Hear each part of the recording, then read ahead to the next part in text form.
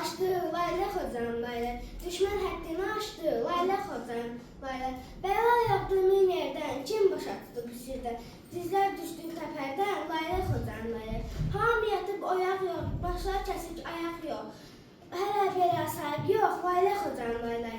İnsanlara qıymadan, güllə ateşindən tutdular, yaşlı uşaq baxmadan yanar oda atdılar. Neçə şəhidlər verdik, neçə ana itirdik, neçə illər gözlədik.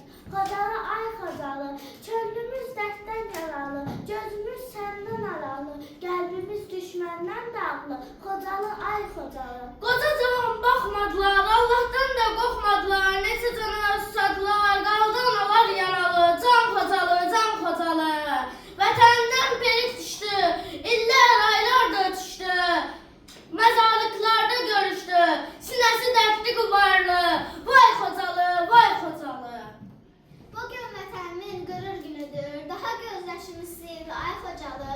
Bugün vətənimin məğrur günüdür, qisasın alındı bir ay Xocalı. Mərd oğullarımız dastan yazdılar, düşmənin alnına dağma bastılar. Üç rəngli bayrağı göydən astılar, sən artıq azadsan gül ay Xocalı. Neçə illərə yollar